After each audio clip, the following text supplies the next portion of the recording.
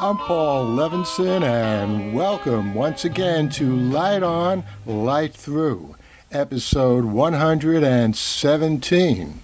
And apropos once again, in this episode, you'll hear once again the notorious Captain Phil interviewing me about my new music album, also about that fabulous Jeff Lynne concert in the Prudential Center in Newark, New Jersey that my wife and I went to last month.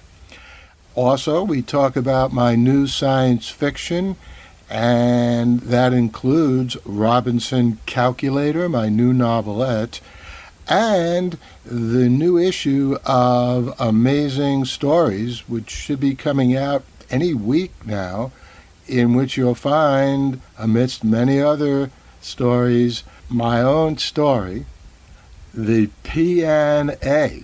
And to give you an idea about what that is, someone is driving south on the Taconic State Parkway here in New York State. And the person driving the car has just bought a new Prius. And in this new Prius, there's a brand new anti-collision feature. And a big storm suddenly appears, really tornado-level winds. It really puts the anti-collision feature to the test. And in fact, the driver's life is saved because the anti-collision feature yanks him into another dimension. So all of that was a lot of fun to talk about. We also talked about something that's not much fun to talk about, Donald Trump. Captain Phil and I always discuss the latest politics. And I just want to mention that this interview was conducted last week, so that was before the horrendous killings in El Paso, Texas, and Dayton, Ohio, that happened over the weekend. And so we don't discuss that, but I will. In a podcast I'll be posting soon, give you my views about what needs to be done to reduce those monstrous killings. And I can give you a preview of that by saying what doesn't need to be done is limiting violent video games. What doesn't need to be done is somehow bringing in government regulation of the internet. There's one thing that needs to be done, and it's needed to be done now for decades, and that's limiting the number of these insanely effective semi-automatic weapons, or weapons that are outfitted with devices that make them semi-automatic. No civilian has any legitimate reason for having a weapon like that. But you won't hear any discussion of that in the subsequent interview. That will be in another podcast.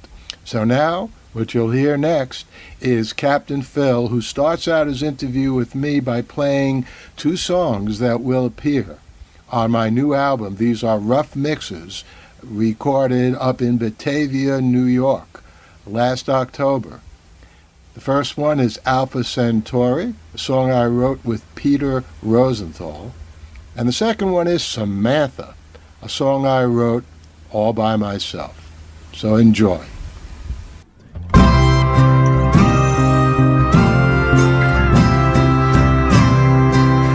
It is 103.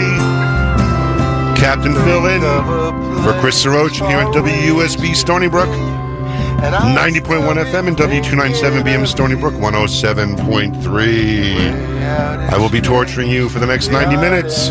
Paul Levinson calling in just 2 minutes. That was true.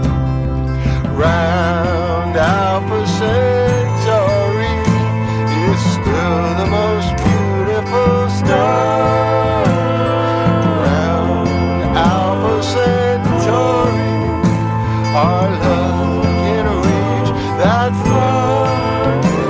Our love can reach that far.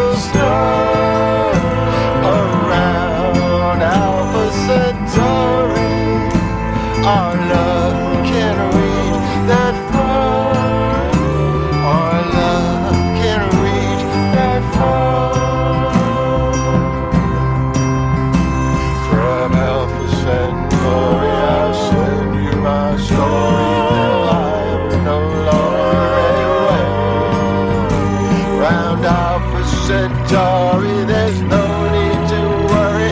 My love will go stronger each day. Round Alpha Centauri, you're still the most beautiful star. Around Alpha Centauri, our love can reach that far. Our love can reach that far.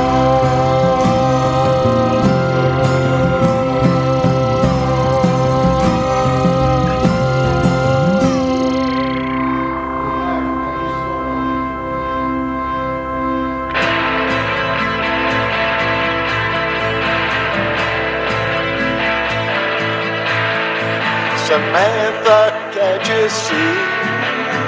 There's no way loving me gonna work for you.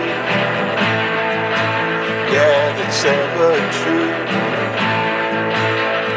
Samantha, fantasy is so sweet when it's free. But up is past due. Not much we can do. You come from an alternate dimension. That's what makes you so appealing. That's what puts me on the ceiling. You come from an infinite extension. They'll put you back there anytime.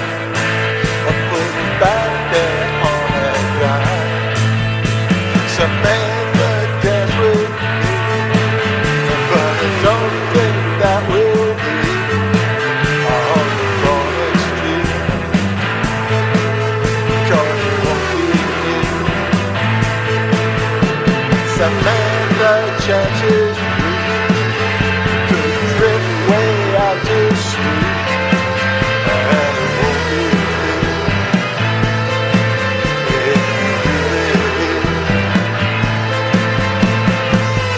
Your love just won't survive inspection. Doesn't matter what we're feeling. All that matters is what you're feeling. Your love just an astral projection. I can see the time, and you can see the crime. Against reality, Samantha, can't you see that we're inside out? We can twist and shout. I know.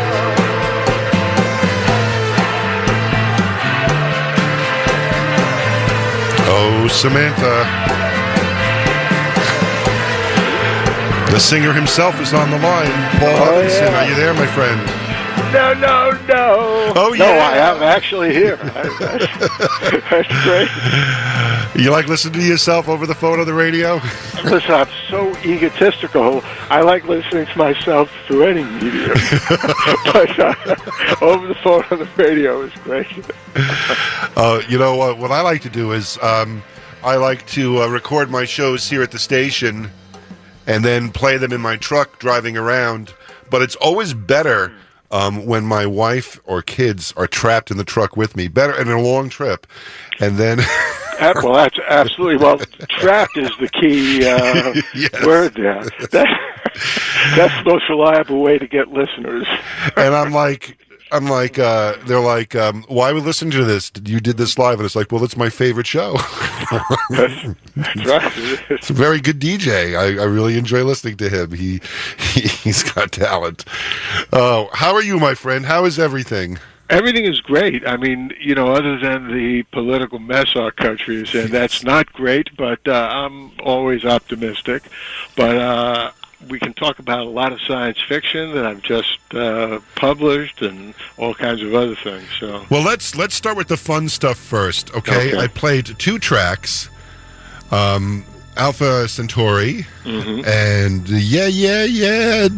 no, Samantha. Talk a little bit about that. Let's kick it off with that, and just refresh our listeners' memories here. We're listening to Paul Levinson, media studies professor at Fordham. Am I right? You're right. Fordham University classes start up in a couple of weeks. But I'm trying not to think about that. Yes. So talk about it. But, well, okay, so here, some background, as you know, and some of your listeners may know. I did have an album that came out way back in 1972. It's called Twice Upon a Rhyme. When it first came out, it sold a negative number of copies. And I don't know how that happened. But it got rediscovered, really beginning in Japan around 1999, 2000. It showed up in a pretty big magazine in Tokyo called Record Collectors Magazine.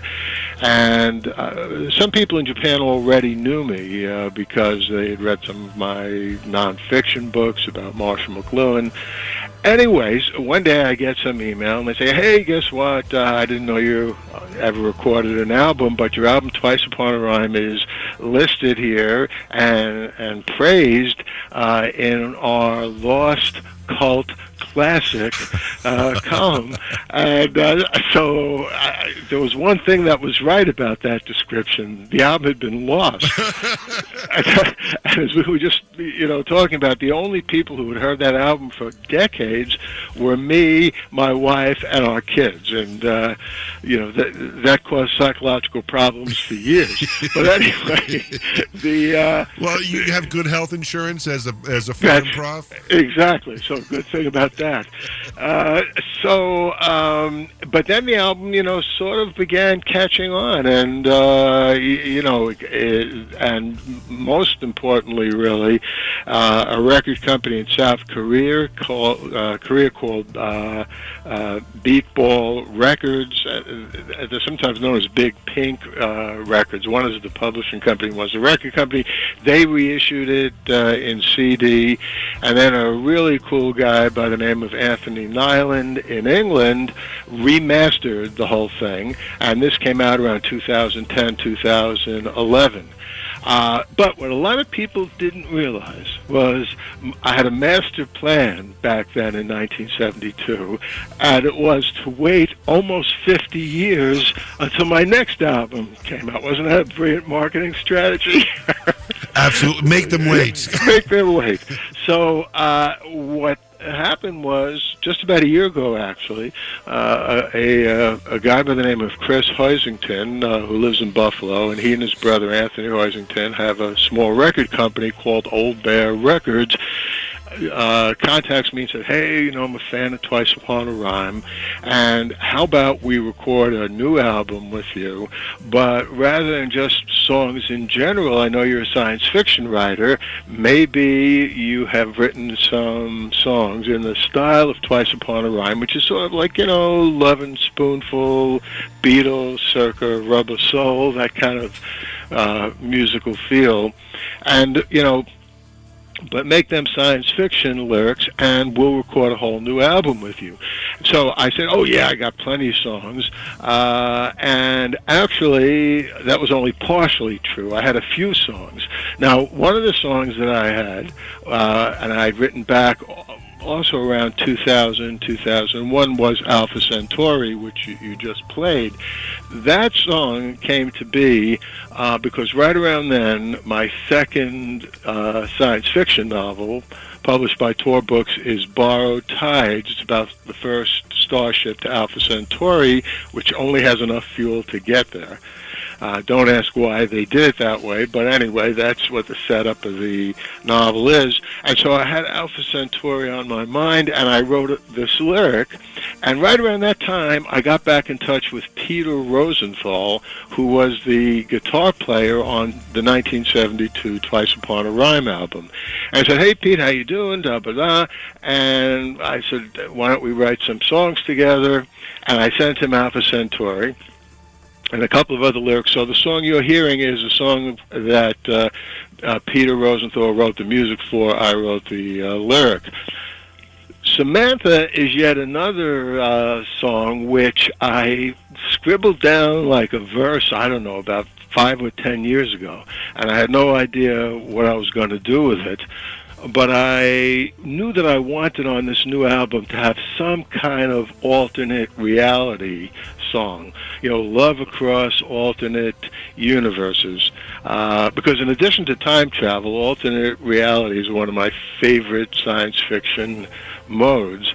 And so what I did is I wrote the lyrics and the music to Samantha, and it's basically, as you just heard, a song about this love affair between two people from two different dimensions. And we went out, my wife and I, to Batavia, New York, late last October, early November, laid down a whole bunch of these tracks. And they're still in the process of being finally mixed. So I hope in the next month or two the album will be released. The title of the album is Welcome Up, and that's yet another song which in the case of Welcome Up, I mentioned my wife Tina. Well, when we were first going out, I one day was over her house, actually her parents' house, and I was sitting at her parents' piano, and I just began writing this song, hiding behind a raindrop, shyly opening her sweet milk chocolate eyes, and, a couple of, additional lines. But it sometimes happens, with all kinds of writing, whether it's, songs, stories, even it could be a nonfiction book. Sometimes, you start something and you just don't finish it. And so that song really just had a verse or two. And when I had this conversation last year with Chris Hoisington, and I said, hey, I got a whole bunch of science fiction songs, that song had been hanging around literally for decades. And Tina said, well, hey, it's really sweet. You started writing a song about me 45 years ago. Don't you think it's time you finished it? So I said, yeah. So I did finish that song, and I think it's, one of the best songs on the album. And so we entitled the whole album Welcome Up. But I had a really great time recording it. They have a really cool studio. Some of your listeners may know about Batavia, New York. That whole town could be from some kind of alternate reality. It's just like up there in upstate.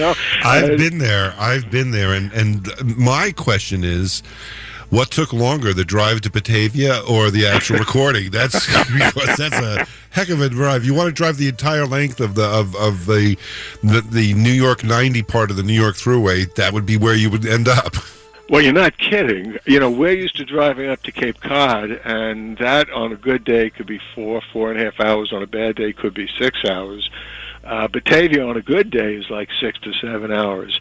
So the album took slightly longer to record, but not that much longer. But there's no doubt I could have written probably 5 more songs, during the time I was going up there. And I could have left New York with not enough songs to go on the album, and by the time we got to Batavia, I would have been all set with all the songs. But Chris, who is, the producer with his brother Anthony, also does great harmony. So a lot of the harmony you hear on those 2 tracks, that's basically just Chris Hoisington overdubbing, various parts.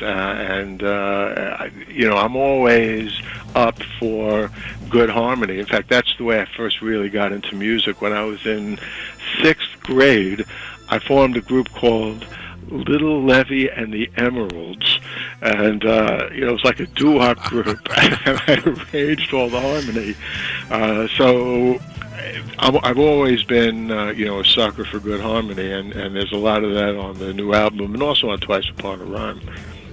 That's awesome. And this is hopefully coming out sometime in the next month or two. You heard it here first on WUSB Stony Brook. Paul Levinson, media professor at Fordham University, but also rock star and science fiction writer.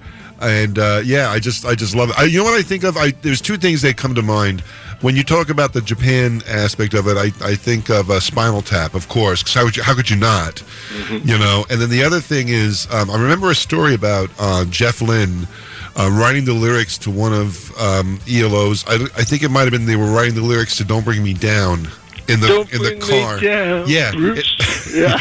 I think they were writing that on the way to the studio. Yeah. And it shows. But I think that's the story to that song. But I could, it just like evokes a simpler time. It does. I have to say, Jeff Lynne has always been one of my all-time favorites. In fact, we went out to see him in the Prudential Center in Newark just a couple of weeks ago. How was that show? How was it was absolutely fabulous because what happens is a lot of these guys who've been around for a while and women and groups, they're okay. It's fun to see them. When they sing their songs, they don't hit some of the high notes, and you're missing some of the licks, even though they might have a good background group that you've heard on the original record. Well, Jeff Lynne always was a perfectionist, and he always had a clear sense of what he wanted to do. This was one of the best concerts we've ever been to. Lynn's voice, first of all, was in great shape. He had all the notes. The harmony was fabulous. The background groups were great. And as a special treat, Danny Harrison, George Harrison's son, who, I never met him, but I first came to know him. If you look on YouTube at the videos that were made from the concerts for George. Yes, you see Danny. It's pretty much a kid playing guitar. Isn't that the concert where Prince totally shreds it? Yes, and just sets the place on fire and rises so high above all the giants on stage with him, and then I just was waiting for everybody to bow down before Prince and say "not worthy" when he hit that. Right? Didn't he jump into the crowd at one point? Yes. Well, part of his routine was fabulous. He is playing with his back to the crowd, and he falls back into the crowd. But obviously there was somebody there ready to push him back up. So, but it was a brilliant shtick. But you're right about his guitar playing. That is the most brilliant guitar work I've ever heard on any video. You're completely right. He ripped everything to shreds. And there are actually two concerts. That might have been like the Hall of Fame concert. Yeah. But I think Danny was at both of them. And he looks just like George. He looks just like George, and he looks even more like George now. Wow. And he did two things at this concert. First, he did a set of his own 9 songs, which were really good. We didn't know any of them, and obviously everyone was there to hear, Don't Let Me Down, and I Can't Get It Out of My Head. All these great ELO songs. Xanadu. But Danny's songs were excellent, and then a real treat. Just think about this. They do Handle with Care. Oh, my God. With Danny doing George Harrison's part. And wow. He sounded just as good as his father. And it was just a real pleasure. And, apropos of alternate universes, Jeff Lynne sort of partakes in that because... as most people know, he was the one who produced those 2 Beatle recordings in the mid-'90s, right? Free as a Bird. Right, the little cassette that they found of John. Yeah, that's right, and it's real love. And obviously it's the Beatles singing it. It's Lennon's voice. There might be a little Jeff Lynne in there too, but there's some Jeff in that because I hear the rhythm section behind it's well, I hear John Lennon, but this is an ELO song. Yes, that's right. He really is a genius. John Lennon in an interview with Dennis Elsas, who is now actually a disc jockey at WFUV FM, sort of a sister station to WUSB, great college radio station. Little sister. Yeah. But back, I think, in 1974, Elsa's, when he was just a kid, he was just starting out, but he had John Lennon come down to WNEW FM, and they did a great interview. And Lennon says then, when Dennis says, have you heard ELO? And Lennon says, yeah, they're great, and they're son of the Beatles. And, so there's Lennon recognizing this very powerful connection. I'll tell you something else about Jeff Lynne, which I didn't know. He was born in 1947, same year I was born. So, wow. Yeah, we have that, that connection. So if Jeff does a tour next year, maybe you guys can open for him. Are you kidding? I would do it in a heartbeat.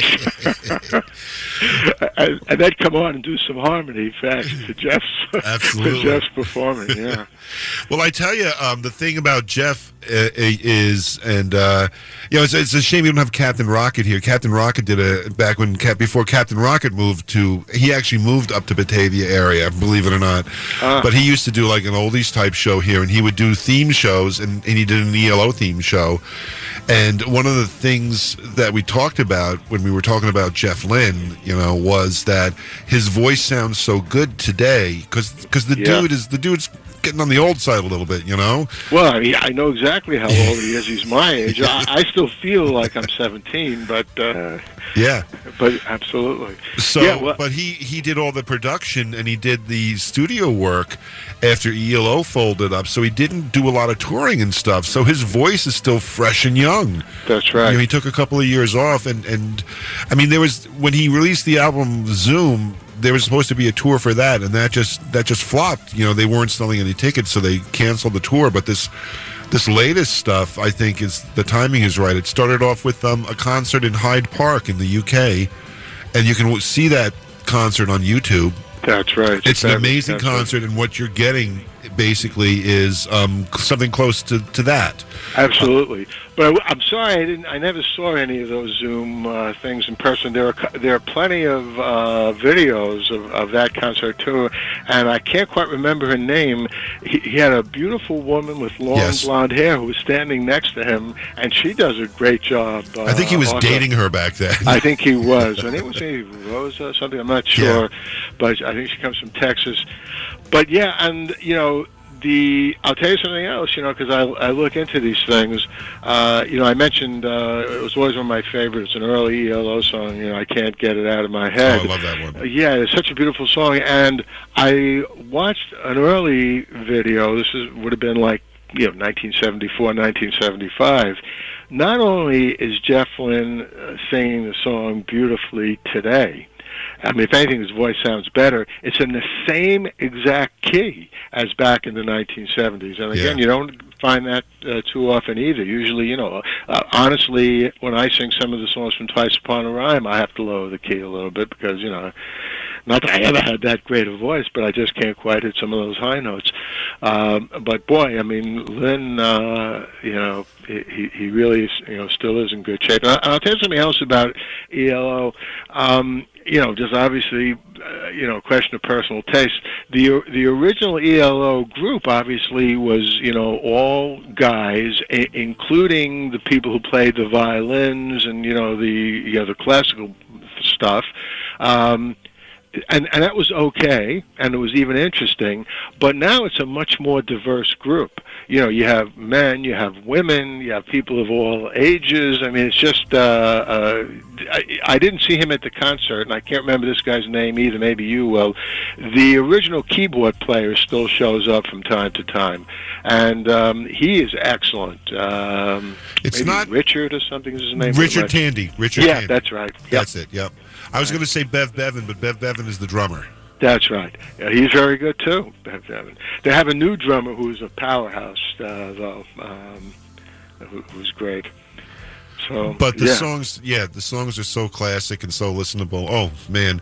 But I tell you something. If I'll see if I have time at the end of the show to call up that concert for George, and maybe I could play that out on the air because that's something spectacular. But if I can't do that, if you just Google search a concert for George and maybe add to the sentence Prince shredding, it'll take you to the right video and you will see what Paul and I are talking about. It really is something amazing. Most of you probably who are listening probably familiar with it already, but it's just an incredible thing. And I'm so glad you went to that show though. I'm hearing Jeff is like really burning it up, and good for him. You know, I felt sad when the Zoom tour was canceled. They just did that. I think what you're referring to when you're seeing the concert, he did like a PBS special. Okay. And that's where you saw that beautiful blonde woman, which was obviously inspired him to do another album because he was just happy producing, and he got to work with all his heroes. I mean, he worked with George. You know, posthumously he worked with John.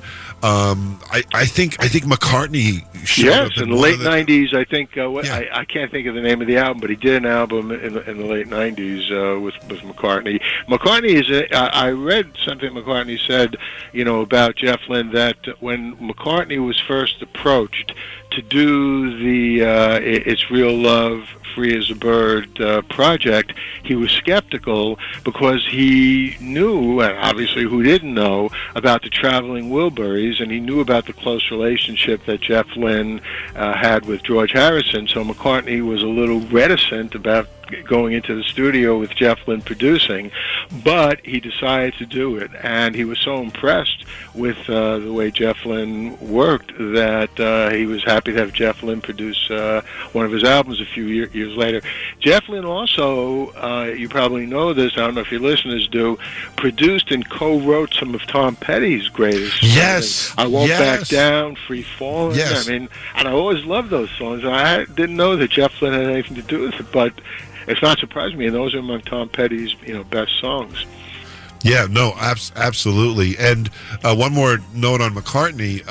I think ELO did a Grammy appearance or a Grammy concert a few years ago, and McCartney was in the audience, and he was like, I think they were doing Turn to Stone or Don't Bring Me Down or something. And McCartney was like jumping up and down and singing along, and then the camera moved away, and I'm like, no, just keep the camera on McCartney the whole time because he's singing ELO songs along with Jeff. I mean, it's like it must have been because Jeff is a huge fan of the Beatles, and to achieve that professional level where these are no longer the guys you look. Well, you could never not look up to the Beatles, but that he was working side by side with them must have been extremely creatively gratifying to him. And he always, as just a fan, he always seemed to be a decent, centered person. But yeah, good for Jeff. Living the life, I love it. It is 1:32, and you're listening to the Electric Light Orchestra Fan Club with the president, Paul Levinson, and the vice president, Captain Phil, here at WUSB Stony Brook. Paul, before we get depressed and start to talk about politics and stuff, I believe you have a new book out. Let us know what's going on with that. Well, I'm glad you asked. So there's a story behind everything, and the name of the new book is Robinson Calculator. And here is this part is 100% true. And it begins a couple of years ago, literally just a couple of years ago, in Jewish custom. After, God forbid, a person dies and they're laid to rest, in a cemetery. A year later, there's something that takes place. It's called an unveiling.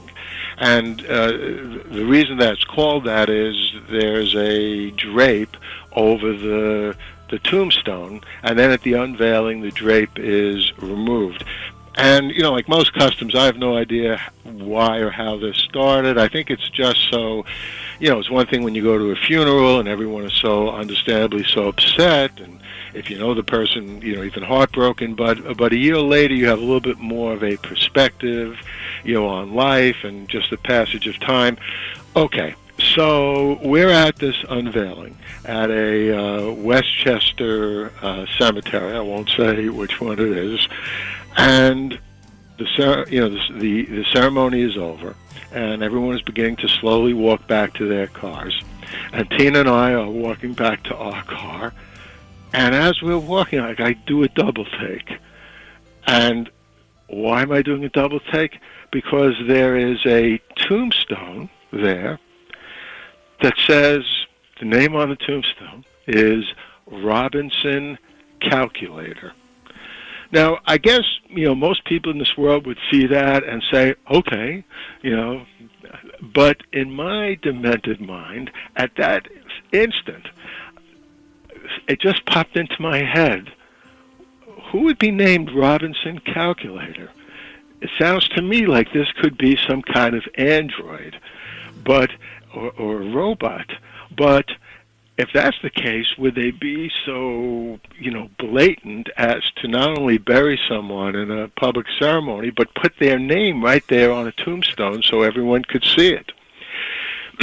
And at that instant, I realized, okay, there's a deep story here, and I won't say that much more about the story, except that the various things I'm fascinated in. We've talked about time travel. I mentioned alternate history, but I've also been always fascinated ever since I was a kid, through Isaac Asimov's robot stories and, everything on television up to and including now the continuing Westworld series in androids and robots. I mean, they raise all kinds of interesting questions. If, for example, we have invented them, and we make them so sentient because we want them to be, more effective in the tasks that they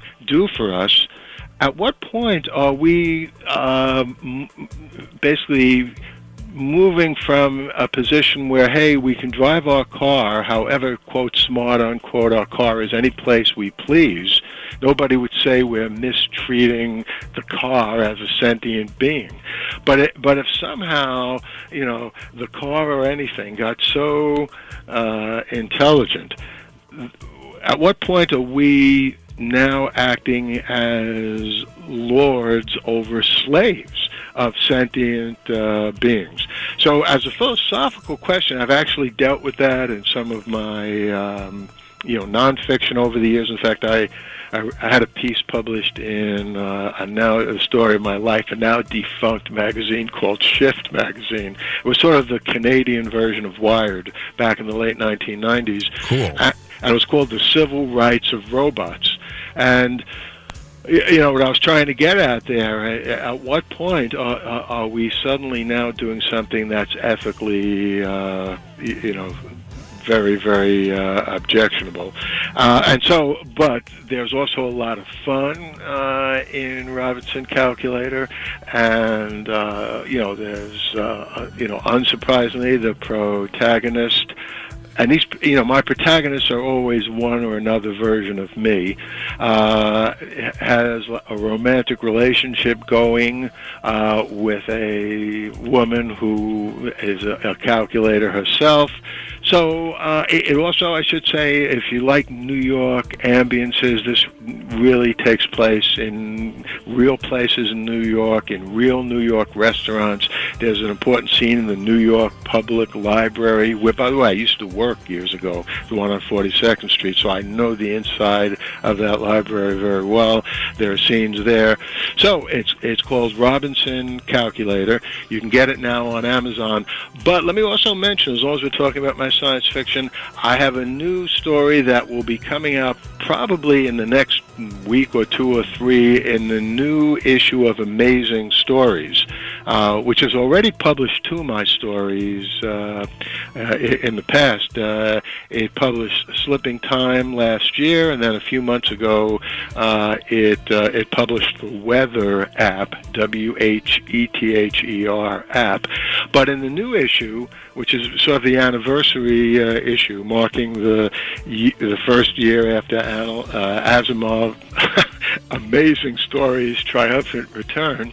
They are publishing a great issue, all kinds of excellent authors and stories in there. And I'm very happy to have one of my stories, the P&A, included in there. And just to give you the setup of that, this is about somebody who gets a new car, and it has all kinds of amazing anti-collision features, including one which, when the protagonist is driving south on the Taconic, and I know you as someone who's now upset, you need anti-collision features, especially south of 84. It's like a rainy day, a tree falls right in front of the car, and the anti-collision feature works just perfectly by yanking the car and the passenger into another reality. So, if there was ever a reason to drive the Taconic Parkway, and I can't find any, that would be it. I would love to be avoiding collisions by going into an alternate reality. I know. I mean, look, some of those turns, we used to drive like a whale. It was this huge station wagon.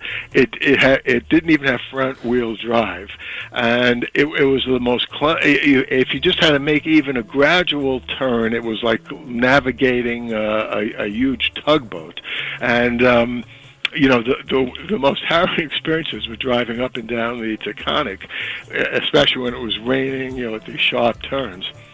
But in those days, there were no anti-collision features at all. So basically, it was. Yeah. Well, I tell you, I avoid the Taconic when I come down, because I live in Catskill temporarily, and we're going to have a house in West Coxsackie, which is on the west side of the Hudson River. So you need to go. I mean, but I have to cross over to come to Long Island to do my show and stuff. So my route of choice would be the thruway, either to the Tappan Zee Bridge or to the Newburgh Bridge, to 287 or 84 to 95 in the Throgs Neck to get to Long Island. My GPS wants me to go on the Taconic Parkway all the time, and I refuse to do so. But perhaps my GPS is trying to push me into an alternate reality, in which case maybe it might be worth it. But you should read the story first, see what happens before you decide if it's really worth it. But yeah, look. The important principle is don't always follow your GPS, because you might want to live. And that's in what issue of Amazing Stories, Paul? I wish I knew it. I don't have the number in front of me. It's the issue that's literally coming out this month. Okay. So it's something one, whatever the year number is.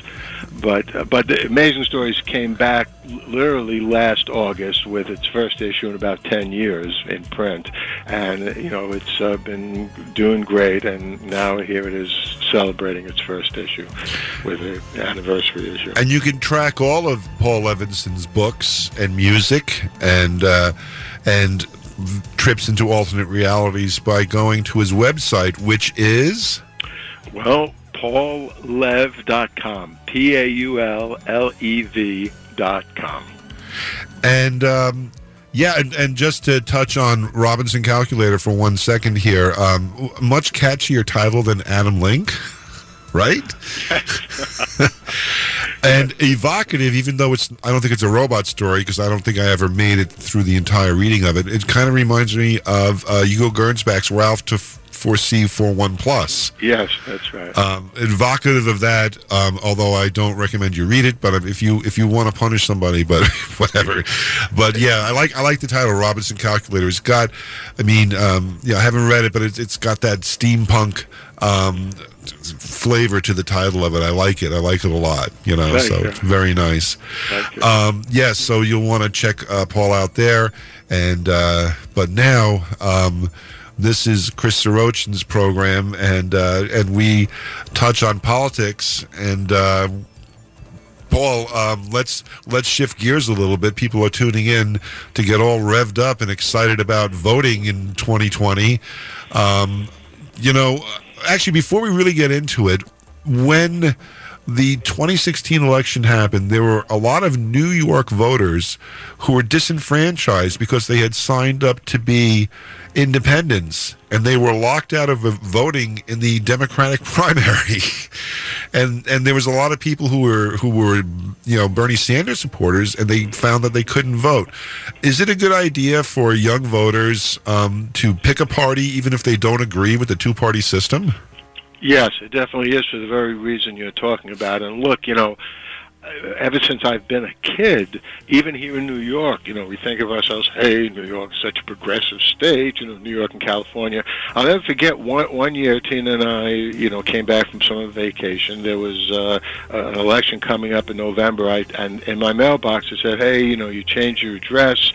In those days there wasn't email. You have to go to the, whatever is the local, voting place and register this change of address. But there was one problem. We were away for 3 weeks. The letter had come like the day that we left, and on the letter it said you had to come into the station by August 28th. And I'm looking at the letter the day we get home. It's August 29th. So I go to the station the next day, and basically I have all my proper credentials. And they say, well, sorry, it's too late. So I said, you're going to deprive me of the vote? Well, there's nothing we can do about it. And I sat there and I argued with them.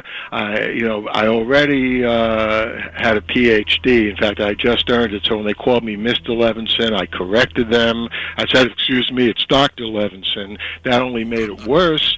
So I remember I got a lesson, way back then, that you would think in general that the government would encourage people to vote. Instead, they're always worried that somebody is taking advantage, that they're not supposed to vote. I mean, the Republicans, as we know, are especially good at this in suppressing votes.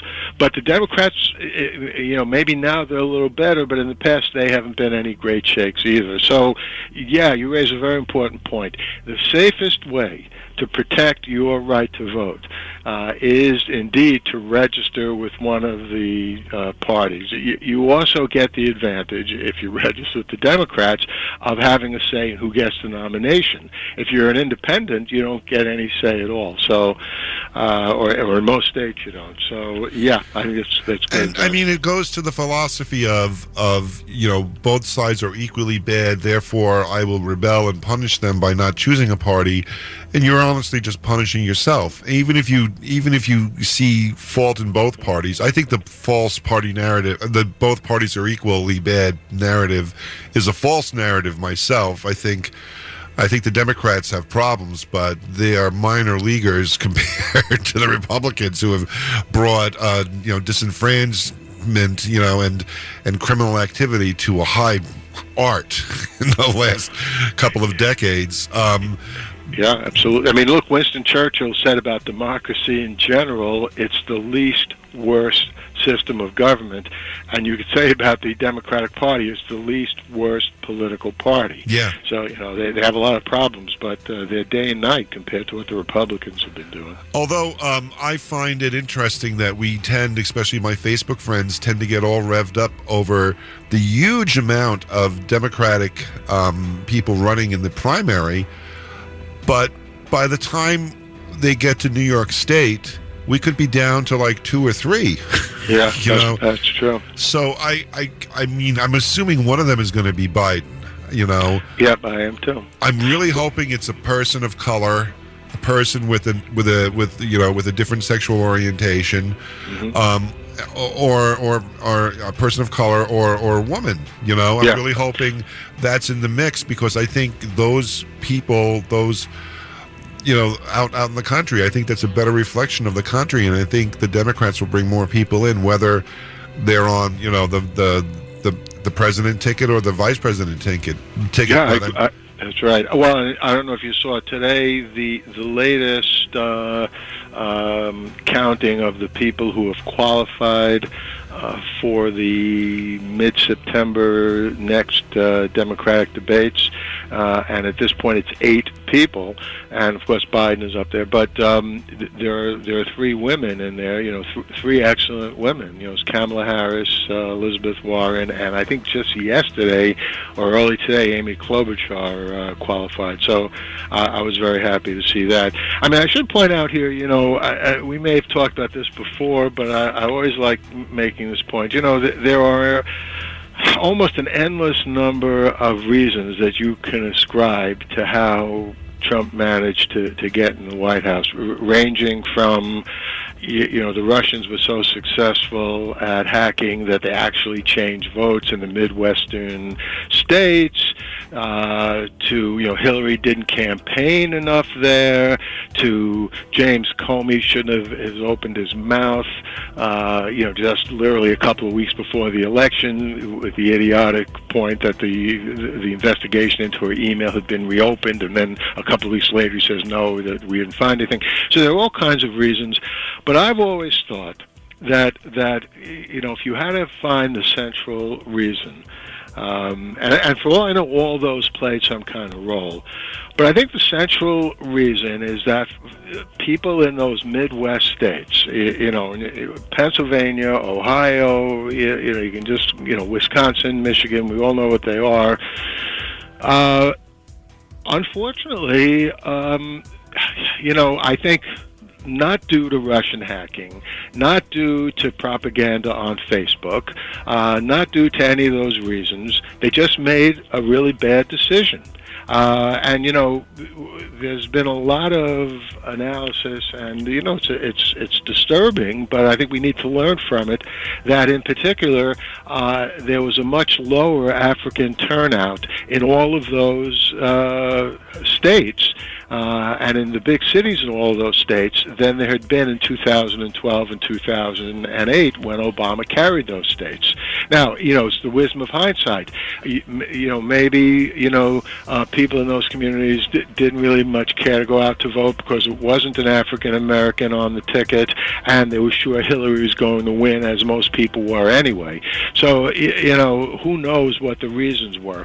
But because of that analysis, I think that what the Democrats need to do is get people on the ticket who will excite people in those states, the people who voted for Obama in 2008 and 2012, who either didn't go to the polls in 2016 or horrendously went to the polls and voted for Trump.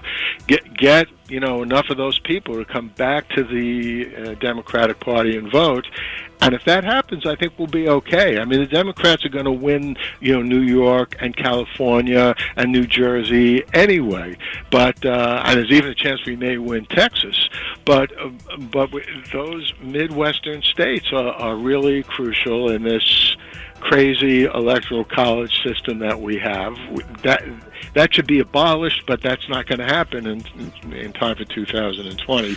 Or if ever, because if the party is in power, who is in power, got there because of the electoral college, I think the last thing they want to do is change that. Right. Yeah, that's right. Biden, I thought was considerably better in this debate than the last debate, but I heard somebody make the point, and it's a true point. Trump was atrocious in the debates. No one thought Trump did well in any of the debates he had with Hillary, and yet he's in the White House anyway. So it's and listen, I teach this in my communication and media studies classes. It's now basically so deeply ingrained into our culture that John F. Kennedy won the 1960 election because in this new age of television back then, he did so much better than Nixon. He looked so much better than Nixon in those 1960 debates. Maybe, you never know why people vote or not. Maybe it was just that, people were tired of Republicans because Eisenhower had been in office for 8 years. I mean, this is what the problem is. But I do tend to think that we give too much attention to the debates. And Lawrence O'Donnell made an important point, which I agree with completely, just last night on his show. He said, he's had experience with how presidents make decisions, because, he would go to the president's office when he was, Senator Moynihan's assistant back then, and basically, the presidents take their time when they make decisions. They consult their staff. That is day and night compared to what you see in these debates with 10 people up on the stage. You have to give quick answers. You're cut off before you even get a couple of words out of your mouth. I mean, if I was teaching a class and somebody basically cut me off after a minute or 30 seconds or whatever it was, I couldn't teach a class that way. I couldn't get any important points out there. In other words, the soundbite is just too short. So, as far as Biden's performance, I do think he'll do better, and it'll be a more realistic debate when there are fewer people up there, and he has a chance to get some of his points across.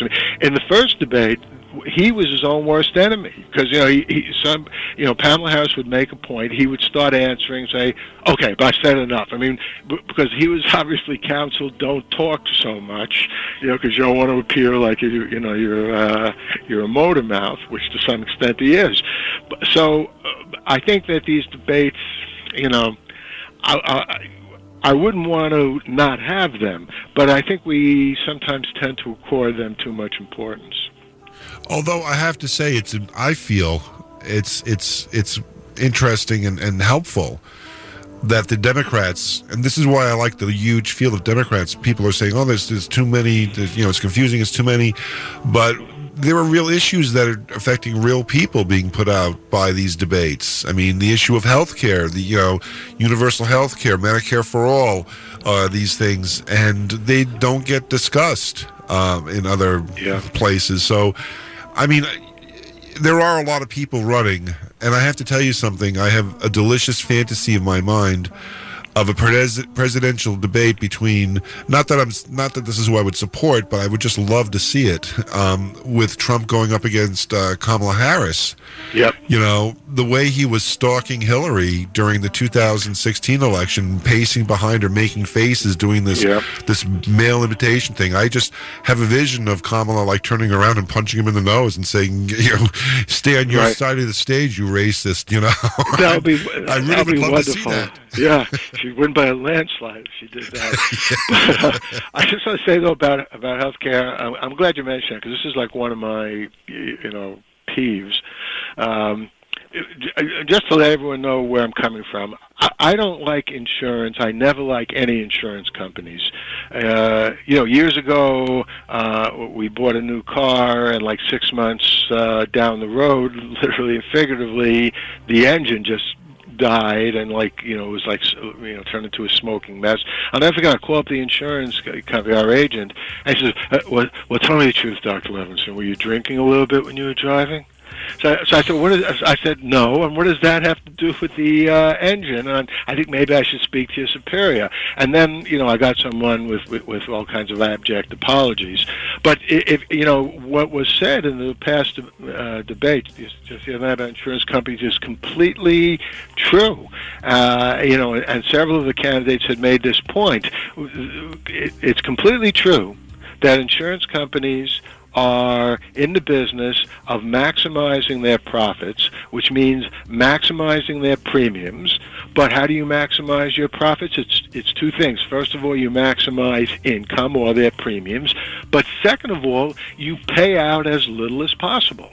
And again, it doesn't matter whether you're insuring a car, whether you have some kind of home insurance. They're always slow and difficult to work with. And frankly, when it comes to medical insurance, I think it's immoral. I mean, I think it's evil. A company that's in business, they're making profit by trying to get as much money in as premiums, and then your doctor prescribes a certain medication for you, and then they give you a hard time. No, we don't quite cover that medication. We'll cover this medication. What kind of insanity is that? They should cover every medication. And anyone who's had any need to go for like any sophisticated tests, PET scans, CAT scans, you have to get permission from the insurance company, and sometimes they think about it, and you have to postpone your appointment. So anyone who's had a deal with this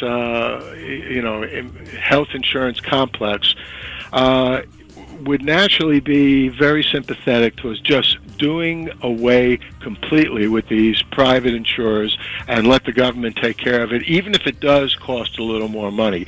I don't think that's going to happen, though. Certainly not right away, because I think people are understandably cautious. If they're getting by with their health insurance that's been provided to them because they're working for a company that has pretty good health benefits, they're going to be wary of basically saying, "Hey, I want to let the government take care of it." But in the long run, I think the ethical, humane thing to do is get private enterprise out of the health insurance business. And again, just to be clear, apropos Bernie versus Elizabeth Warren, I'm with Elizabeth Warren on this. I like capitalism. I don't think capitalism is immoral. I think it's fine. So, for example, I'm an author. If 1 million people buy my books, I think it's great if I get $1 million, from that. There's nothing immoral about that. If people like my work, or whatever my salary is as a professor, I don't feel guilty about getting that salary. I work very hard as a professor. I think people should be paid for what they do, and it's fine to try to make as much money as possible, except if the business you are in is doing something like taking advantage of people who are ill. In that situation, I think capitalism doesn't work. It's not the best system. You need a more objective, not that what the government does is perfect. We know this. The government doesn't really do very well either in terms of what it regulates, but at least the government's not going to be trying to make as much money as possible. They're not going to be training people to say no when people come to them with health problems. Yeah, absolutely. It's 201 here at WUSB Stony Brook. That would be WUSB 90.1 FM and W297BM Stony Brook 107.3. You're listening to Paul Levinson, who is a socialist. We've just figured out. Okay, great. And you'll want to check out his book, The Robinson's Calculator, and his album coming out. It's Winning Up, right? Welcome Up. Welcome Thanks, Up. you're close. Welcome Up. Yeah. So there you go. I didn't have it in front of my face. That's all right. You know what it was? I was distracted because all I could hear were the bells going off my head because I was hearing the S word. It's like he's talking about socialism. Yeah. I mean, why? And I mean, they've been throwing around the term like it's a dirty word since the original, since the 1930s. Yeah. Why the effort to misdefine the word socialism, and why is it a bad word?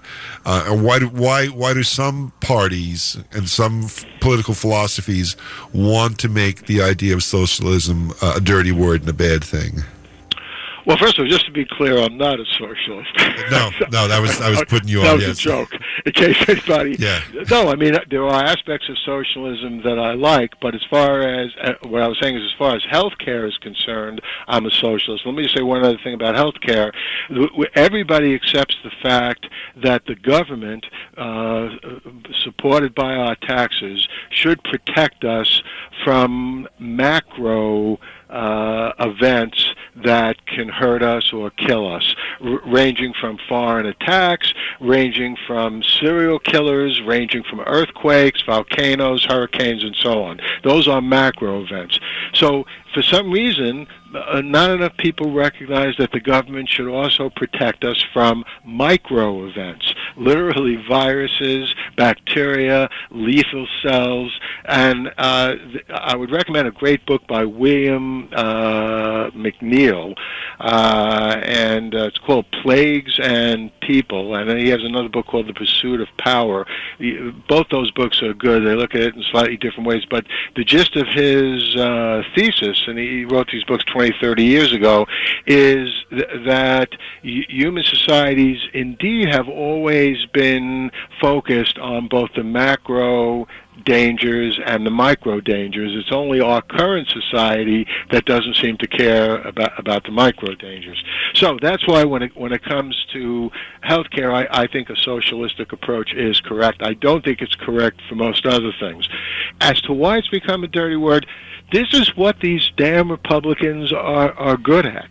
This is basically all they know. And, while we're talking about this, I would highly recommend, it's chilling, but I would highly recommend The Loudest Voice, which is a limited series now being shown on Showtime. Yeah, I think I caught a couple of those when I was in, where was I? I might have been actually at ReaderCon, and I might have caught that on the hotel TV, but that was intense. It's incredibly intense, and it's about Roger Ailes, and he had a sick genius for being able to twist things, and he I have no idea whether this is true or not. If you watch the series, according at least to the series, it was Roger Ailes who put the idea into Trump's head to run for president.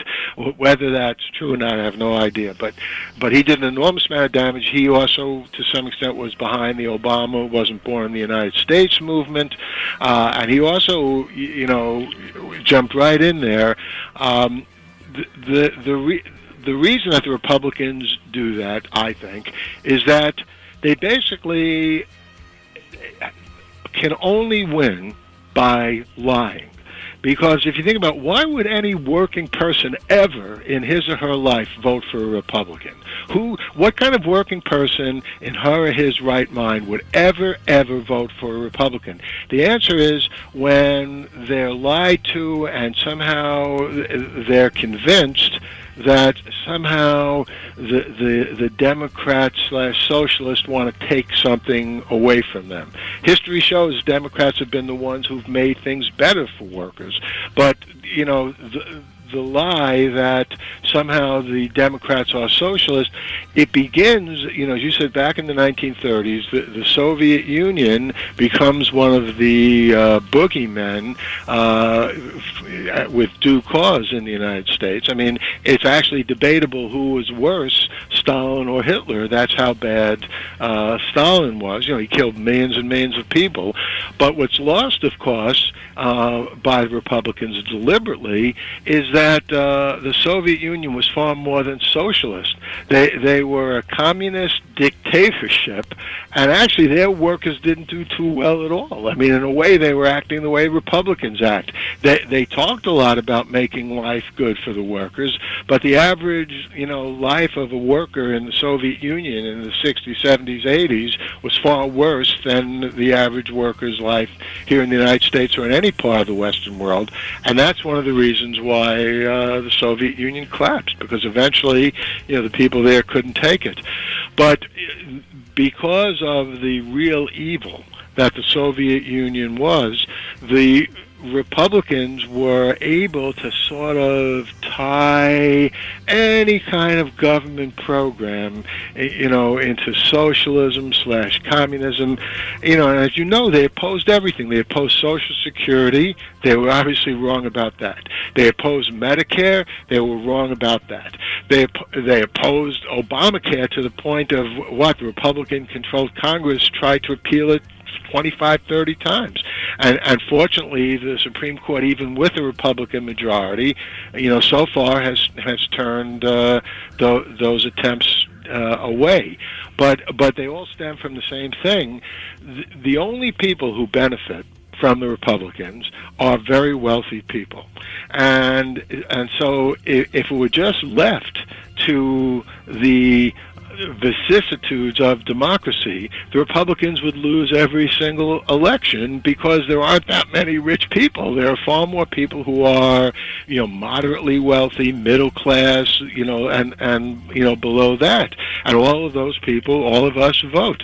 So the only way that Republicans can ever win is to successfully sell the lie that any kind of government program, and certainly any kind of new government program, is going to hurt you, the working American. So what they had nonsense about Obamacare. Remember, there are going to be panels that decide whether your grandma's going to live or not. Just complete nonsense. Utter nonsense. And yet they constantly, put these things out. And, frankly, people say, Trump is an aberration even for the Republican Party.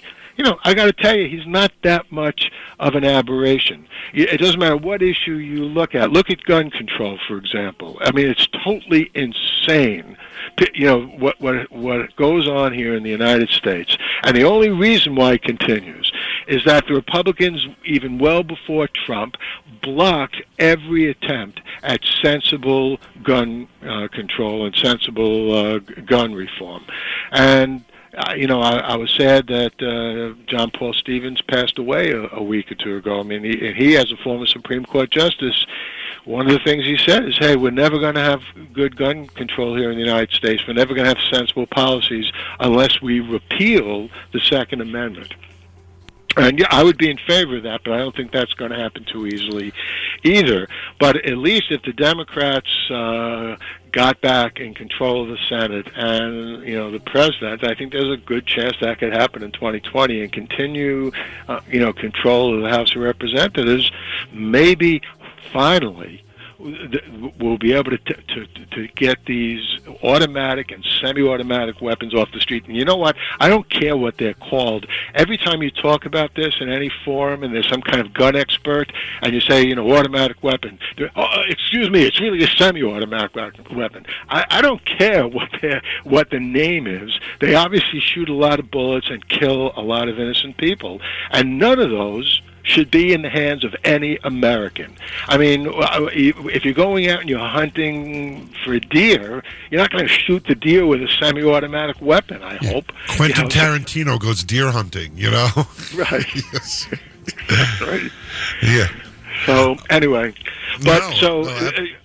Absolutely agreed. Yeah, go ahead, Paul. Yeah. So, I mean, this socialism thing, it's part of that lie. On gun control, again, the Republicans lie. If you pass this legislation, the government's going to take all your guns away. No legislation has ever said that. What it basically talks about is background checks, getting AK-47s off the street, sensible things like that. But the Republicans, they exaggerate, they lie. And the problem is, it's not really a question of intelligence of the American voters. It's more a question of time. Most people don't have time to get into the issues, as much as they should. And so, a situation like that, a glittering generality, and this goes back, one of the areas I've studied in, my academic life has been propaganda, and the Nazis use this very well. These glittering generalities, false associations, all kinds of ways of not just blatantly lying, but almost making the lie look like it may have some truth. Those things can be very effective, and the only remedy for that, ultimately, is for more people to get out and vote, and frankly, vote the Republicans out of office. I'm not shy about saying I don't think there's such a thing as a good Republican here in 2019. I mean, maybe Jacob Javits in the 1960s, who was a Republican senator in New York, he was a pretty good Republican.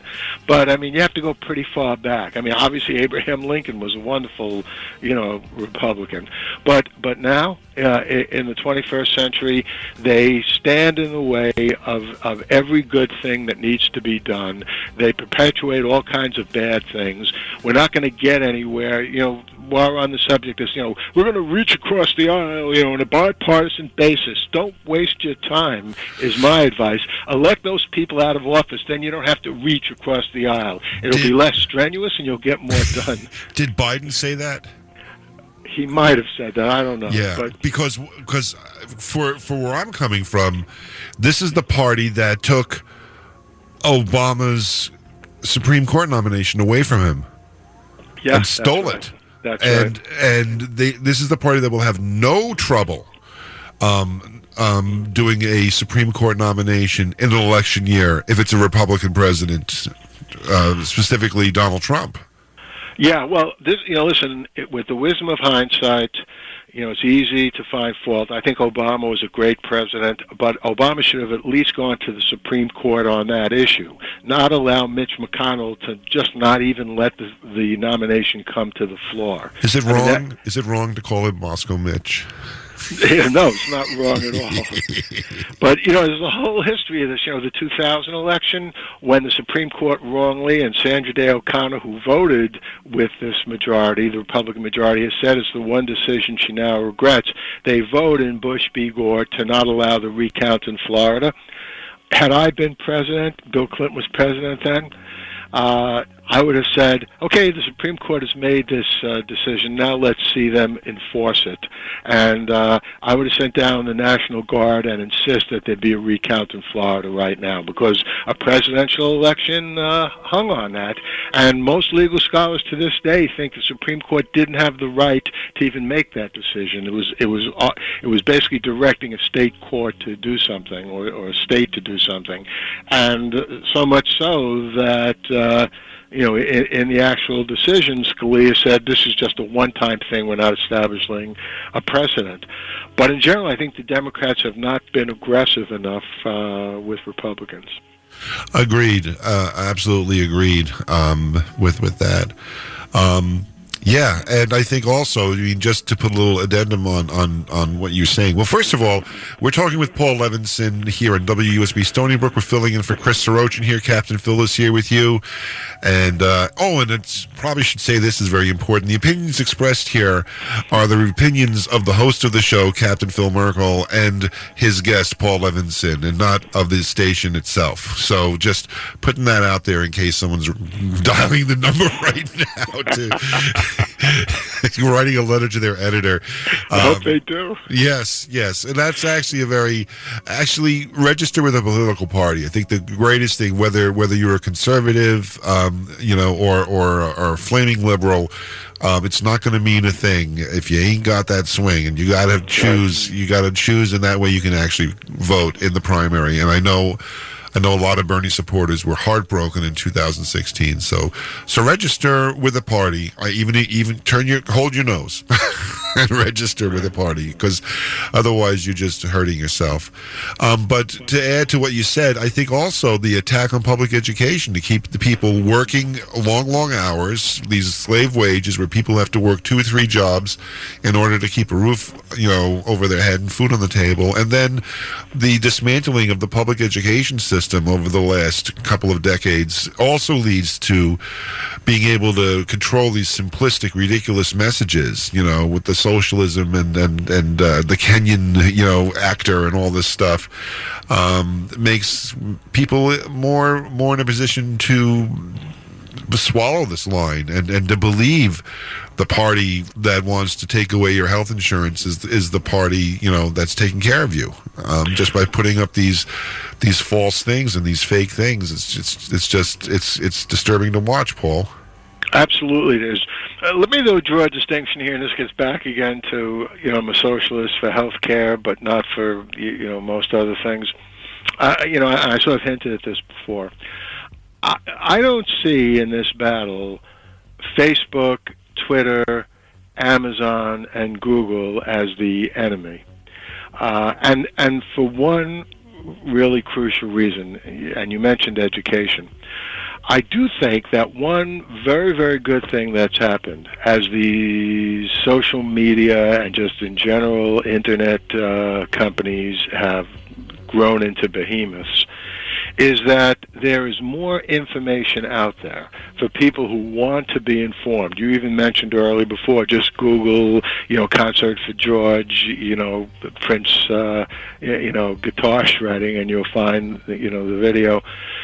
Amazon has been in for a lot of criticism. There are people who are talking about breaking it up or whatever. I mean, I'm not 100% sure, that I'm against that, but I'm certainly not someone who's pushing in favor of that, because I think Amazon, as it is, has been providing, whatever their intentions are, an incredible, number of services just for people in general.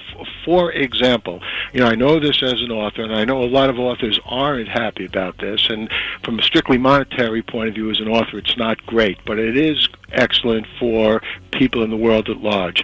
A few years ago, Amazon began pushing its Kindle Unlimited program. What's that? You pay like some kind of fee, $100, like once a year. And as a result of that, you can download and read almost as many books as you want without paying anything for those books. You don't have to buy the books. Now, again, as an author, this is not the greatest for me. To give you an idea, Robinson calculated the Kindle edition. If somebody buys it right now, that's $2.99. Not that much, money at all. As an author, I make 70% of that. But if somebody uses Kindle Unlimited to read it, I'm lucky if I make 25 cents on that. So, in terms of what I said before, I'd like to make as much money as possible. Kindle Unlimited is not good. But in terms of the world at large, what Amazon has done is it's in effect put libraries in people's hands for a relatively modest price. And I think they deserve credit for that. And, Facebook is yet a different story. Facebook is dead wrong when it sells private information, to companies who want to use that to perfect their advertising. No doubt about that. But as far as Facebook being an open place where people are not charged to go on there, where people can get in touch with their friends and relatives and also easily read things, even though some of it is propaganda that the Russians put there. But there's also a lot of good stuff on Facebook. So I think the way forward in terms of, my stated goal, defeating the Republicans, getting them out of office, getting a better world, is not by dismantling some of these very, very powerful resources for just information for the public if the public wants it. Yeah, very, very good. Agreed. Although I have to say, I think would be nice if Amazon paid taxes. Something, Yeah.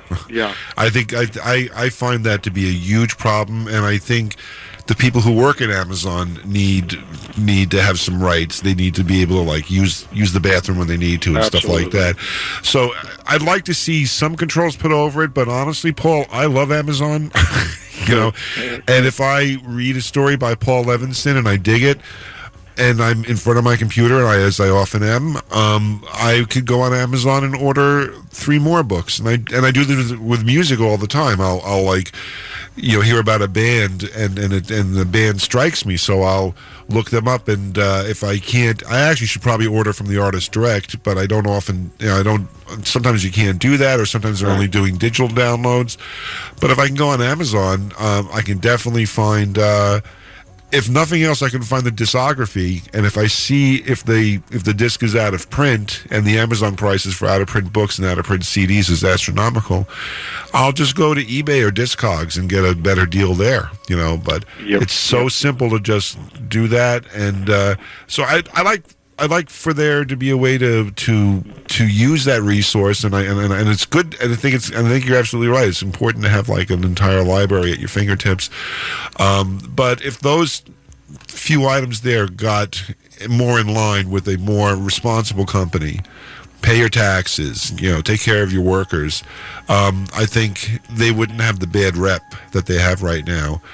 As far as Facebook is concerned, the way I program my show is through Facebook. I'm Facebook messaging you when it's time to come on the air, as I do all my guests, because it's immediate. It's right there. It's a very quick thing. I do a Facebook event whenever I do any radio shows, and then it's a great way to concentrate and to contact like-minded people, fans of the music I play, fans of science fiction, or whatever's going on. And it's even now that I live up in Catskill, I go on the Catskill community Facebook boards to see what's going on, and what's going on in the town, and how does that town differ from the way it was on Long Island. So it's a very useful thing I think the thing that I don't need is for someone to go on their Facebook wall and say, you have to post, not to repost my pictures.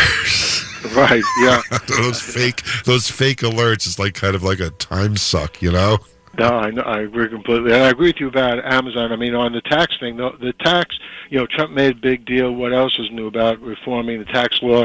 What he did is he made it easier for corporations, huge corporations, not to pay any taxes, and made it more difficult for the middle class and the lower class to make ends meet, because their tax burden, if anything, is worse under the new tax law. So what's needed is another overhaul of the tax law, in which there's basically no way that a huge corporation can get by paying no taxes. What they get to do that now, because there are still so many loopholes that major corporations and their high-priced lawyers and accountants can avail themselves of, that they're not violating the current law. They're figuring out how they can work through the loopholes.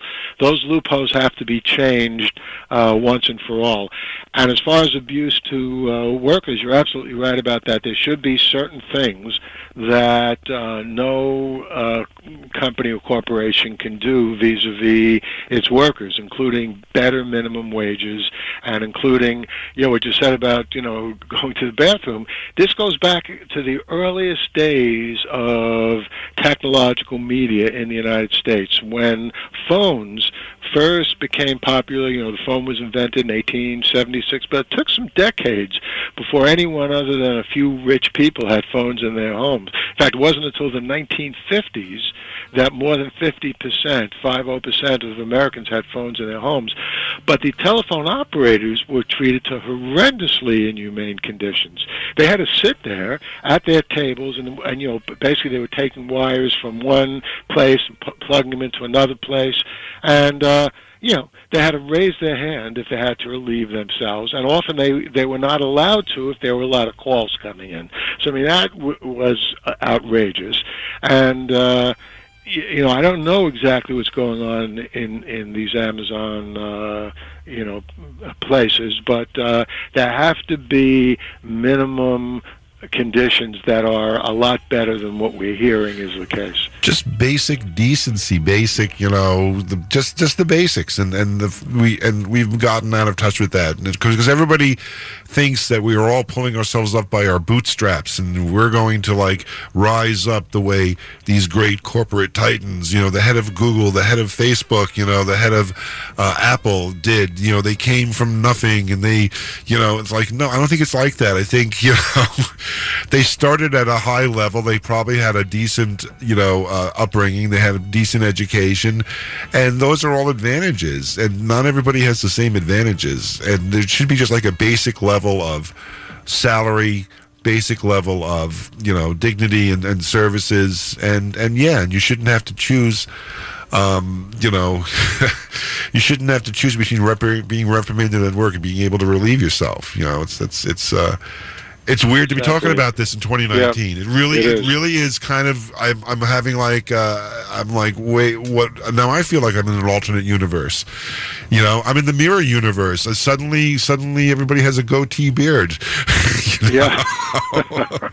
but I mean, it doesn't have to be. The word evil doesn't have to always go before corporations. There could be corporations out there who do the right thing, and I think. I may be wrong, but going back to a story I think I heard on 60 Minutes or on one of the news programs, Chobani Yogurt, where he hired a bunch of people who had immigrated, and he drove them into the factory, and he paid them a decent wage, and he made sure, and he ended up having the most loyal employees ever. Well, something, I'm glad you mentioned that, because I love Chobani yogurt. In fact, they have a low sugar variety now. Yep. It's delicious. It's good for you. And I'm happy to hear that the workers are I believe. I mean, I think I'm getting it right. I think, again, I should have Googled this before, but it just entered my mind right now, where there was a group of refugees, and he had bought, I think it was a Kraft factory, and he brought in the Greek yogurt that my wife loves. There's that's in my fridge right now at home,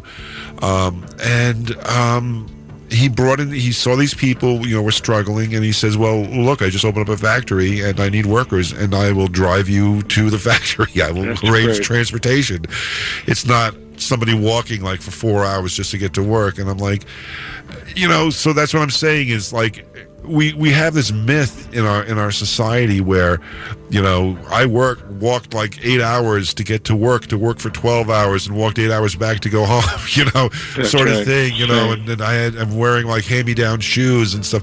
It doesn't have to be like that. I think with a few basic niceties and a few decencies, I think everybody can just get along. I think it'd be... Yeah, I agree completely. Speaking of getting along, the ugly head of racism, believe it or not, has come back, and there's been some strange stuff being tweeted by members of Congress and the president about where certain congresswomen come from. And as far as I can tell, I think one comes from Brooklyn. Well, 3 of the 4 were born in the United States, and the 4th has been living here for a while. So, I mean, this is just... But again, this is what we were talking about before. When you scratch the surface of just about any Republican, and I'm sure if some Republicans are hearing this, they're going to go ballistic. But basically, if you regularly vote Republican, there's no way that you're not a racist, under the surface and even on the surface. Now that's you know what I'm glad you said that. Again, the opinions expressed here are our opinions, but honestly, anybody who's still on this crazy train, and supporting this, I mean, how can we support this? Because I'm listening to this, I'm saying, well, okay, he said this. He really said this, and this is something that's terribly racist and a wrong thing to say, and it's not true. Why are you supporting him? I don't understand it. So continue, Paul. I'm sorry. No, well, and this again, after a while, you get tired of talking about it, but it has to be said over and over again. This comes out of the Nazi handbook, and just about each thing that Trump has done. I don't know whether he read Mein Kampf or what his problem is, or he's just intrinsically... He read the Classics Illustrated version of it. Yeah, I read the comic book version. But I mean, because basically, I think we talked about this last time, one of the things that the Nazis did is denounce the free press in the Weimar Republic. They called it the Lügenpresse, which means the lying press.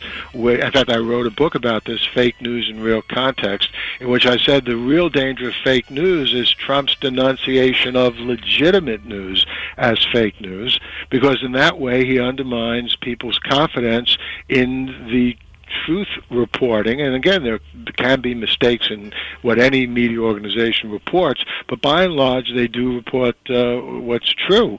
And Trump, when he doesn't like that, basically tries to call them the lying press or fake news. But another tactic right out of the Nazi handbook is marginalizing people who don't look like what the ideal human being is supposed to look at. They're not like us. They're not entitled to the same protections that we are. They're taking away our jobs. They're taking away our government. And Trump, from the get-go, he has wrongly, said that immigrants are taking jobs away from Americans. There's just no evidence of that at all. If anything, immigrants are doing work that Americans don't particularly want to do, and whether or not that's moral is another issue, but they're not taking away jobs that Americans are doing. But, what happens, with people like Trump, and again, what happens with Hitler, is they start out, nobody takes them all that seriously. In fact, a lot of people in Germany laughed at Hitler. They thought he was crazy also. But after a while, when they begin getting more and more power, they begin enacting, some policies. And there's no doubt in my mind that Trump could get away with it. If he had the power today, he would just mass deport both everyone on the squad, even though 3 of them were born in the United States and the 4th one has been here a long time, and anybody else that he, disagrees with. And, again, this is why the 2020 election is so crucial. We got to get this guy out of office, and almost as important, or maybe even just as important, we have to get the Republicans out of power in the Senate. Get rid of Moscow, Mitch. I mean, I don't care if he's in the Senate, but if the Republicans don't have a majority in the Senate, he'll be deprived of his power. And but I got to tell you, again, going back to the 1930s, Hitler and the Nazis first achieved power. They had a parliamentary system in the Weimar Republic, so he didn't achieve 50%, but he achieved a pretty high percentage. And the people in Germany who saw Hitler for what he was pressured the German government and Hindenburg, who was president then, to insist on another election. And they got that. And in that other election, the Nazis didn't do quite as well as in the first election, but they did well enough that they were able to form a coalition government. And then within a year or two after that, the Nazis seized power. So, we had an election in 2016, got Trump in office. In 2018, we, people who believe in freedom and democracy, came back. We got the House of Representatives. But there's seriously unfinished business out there, and we have to put this to an end in 2020. Because if Nazi Germany is any indication, you don't get too many chances.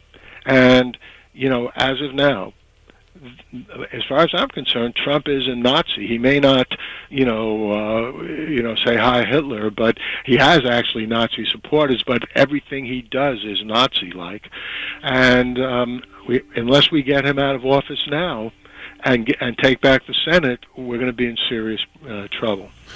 I mean, one part of me thinks he never wanted to be president in the first place. He was doing this, just to raise his level and to make money when he was running. Because, but and I say to myself, is he saying more and more outrageous things because he doesn't want to be reelected? Because he's done? Because it seems like the job is a little much for the guy, You know what? People said he didn't really want to become president when he was running in the first place. He was just doing it for publicity so he can make more money. Maybe that was true. What I think is clear, and I understand this because and you should understand this too, anyone who does anything in the public sphere knows what it's like to have that taste for public attention. But Trump makes you and me look like the most modest people in the universe because he has such a raging ego that whether he even enjoys every aspect of the presidency or not is beside the point. He enjoys being out there. He enjoys being talked about. He doesn't care what the consequences are. I mean, I don't think he really cares that much about immigration or any of these things. He cares about himself. But that's what's so dangerous about him, because if he's able to say something that attracts attention and that got him elected in 2016, he's going to keep doing it. And someone like Moscow Mitch is going to make that real, going to help make that happen. He definitely doesn't have a problem hiring illegal immigrants. That's right. So he's just playing his crowd. He's really playing them. I mean, we're going on a long time here, Paul. But in the back of my mind, I'm saying to myself, I was listening to him speak on the news today, or they were playing a recording of him at one of his rallies. He sounds like a preacher. He has like the timbre in his voice, and the breath control, the rising and lowering, of the dynamics of his sentences. They taper off at the end. It sounds like a Pentecostal preacher in some respects. I mean, probably the worst Pentecostal preacher ever, but that's the vibe I'm getting from him, like a real Elmer Gantry sort of thing, I mean, do you hear that? Yeah, I don't know whether Neil Diamond supports Trump. I hope he doesn't. But yeah, when I hear Trump talk, I hear Neil Diamond saying, "Hey, brother, love, salvage the traveling man, grab the old ladies and pick up the babies." Whatever idiotic song. Yes. But so yes, you're completely right. Wow. That is, yeah. Wow. Let me say one other thing though. Before we conclude, because just to end on an optimistic note, just a couple of weeks ago was the anniversary of the moon landing, and as you may not have ever talked about this before, getting out into space is one of my great goals. Not me personally, although I wouldn't mind if they asked me, but just doing anything possible to help the human race, the human species, get off this planet. And apropos with what we were saying about Amazon and Facebook, I just want to give creds to Elon Musk, who hasn't been perfect in everything that he said or done, but he has a serious plan to get us back to the moon in 2 years and to Mars in 4 years. And I just want to say I hope that happens. By the way, just another quick plug. I edited a book with Michael Waltermuth called "Touching the Face of the Cosmos" on the intersection of space travel and religion. Apropos what you said, just said about Trump being almost a televangelist. I think what's been missing in the movement to get out into space is touching base with this deep feeling that every sentient being has on Earth, which is, what are we doing here in this universe? And, religion at its best addresses that. Space can address it also, getting out into space. Absolutely agreed. Paul, what would Robert Heinlein like Elon Musk? Would those two hit it off? He seems like Elon Musk walked right out of a Heinlein novel. Yep, he would. He's a character in a Heinlein novel. And, absolutely. Yeah, and then I have to say when the Tesla was in space. Yes. And we saw, they were doing the Bowie music, and we saw, the astronauts sitting in the car. All I can think of, the prog rocker in me, all I can think of is the beginning of the movie Heavy Metal with the Corvette and I believe I forget the name of the song now. I always do this. This always happens to me. But I was wishing that song was playing instead, is what I'm trying to say. Yeah. Although you can't go wrong with David Bowie. You can't go wrong with David Bowie, but a car in space belongs. that whole imagery belongs to Heavy Metal magazine. I'm sorry. Yeah. Well, you could even put up Bruce Springsteen's Pink Cadillac up there. Yeah, let's not get crazy. Yeah. Okay. Paul Levinson. It's go on Amazon and buy the actual books. Don't use your Kindle Unlimited. And the new book is Robinson Calculator. Stories in Amazing Stories magazine. We have the new album coming out in a month or two. When it drops, Paul, message me, please, and let me know, and we can work something out. It's harder to do fill-ins now that I live in Catskill, so this was a real gift from Chris that this worked out, that I was here this weekend, and I was able to, and a gift from you, my friend, because this was a last-minute thing, and even as we were like preparing to go on the DJ that was going to come for the 12 to 1 slot said, "Oh, your show sounds interesting. I'm going to go back home and let you let you have the extra hours. Let you start at 1 o'clock, instead of 1:30." And that was just spectacular. I appreciate that so much because it gave us a wonderful forum here to sit and talk, and maybe made you out there think a little bit. Maybe it made you angry. Maybe we were just your echo chamber, and you were hearing things that you already agreed with and you already believed. Whatever the case, register to vote. Vote early, vote often. Make sure your vote is counted. And the enemy is not the other. The enemy is not a person of color. The enemy is not the person looking for sanctuary. The enemy is hate and ignorance. Absolutely right. And listen, I want to thank you. You should fill in more often. You did a great job today. I love this place. You work on a college campus. You know how exciting it is just to be here. I mean, when I was actually a student in college, it wasn't that exciting. It was actually really terrifying. No, I would never be a student again. Yeah. If somebody doubled my salary, I said, "Hey, Levinson, doubling your salary, do you have to be a student?" I'd say, "No, thanks." We work with a lot of students here. The students actually run the station, and there were 2 students on right before me, and God bless them, but I remember back, I believe it was the Jurassic, when I was a student.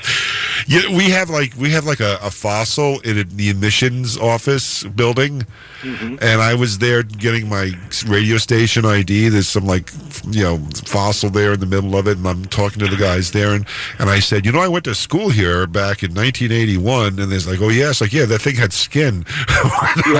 It wasn't just bones; it had skin. That's good. Talking about getting skin in the game. Yeah. Paul, give me the website one more time so people can go directly to you. PAULLEV.com. It's all there. Beautiful. And I agree. Let's the 50th anniversary of the moon landing is just an incredible way to end on it, and I think we just need to keep moving forward and keep being positive. Paul, thank you so much, my friend. Have a great day, and as always, a pleasure. And please say hello to your wife, who I met at the last ReaderCon. It was lovely to see her there. I will. Hold on. Hey, sweetie. Phil says hello. Okay. All right. We're off to see the new Quentin Tarantino movie, Once Upon a Time in Hollywood. So I'll post a review of it later tonight. Definitely. Let me know what you think now that we trashed him with the with that comment before. Yeah. Well, enjoy the movie, my friend. Thanks. Take care. You too. Bye-bye. Bye-bye. The Light on Light Through podcast. Well, I hope you enjoyed that. At least the part of the interview that was enjoyable. The Donald Trump part is the antithesis of enjoyable, but I hope it helped put certain issues in clearer focus for you.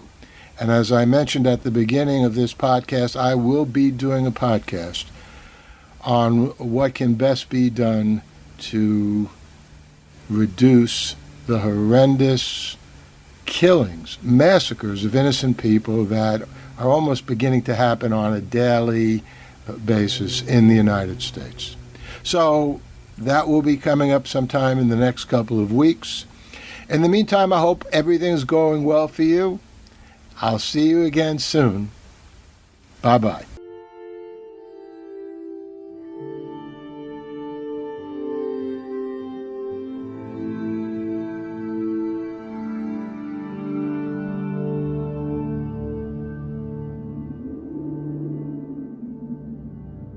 Athens, 2042 AD. She ripped the paper in half, then ripped the halves, then ripped what was left again into bits and pieces of history that could have been. Sierra Waters had read once that, years ago, it was thought that men made love for the thrill, while women made love for the sense of connection it gave them. Curled Up with a Good Book says, Sierra Waters is sexy as hell.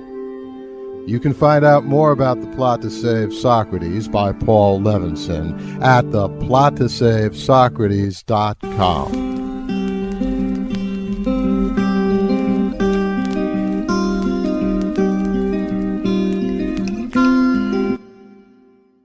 Paul Levinson spilled code about an ancient biotech war raging on in secret for centuries.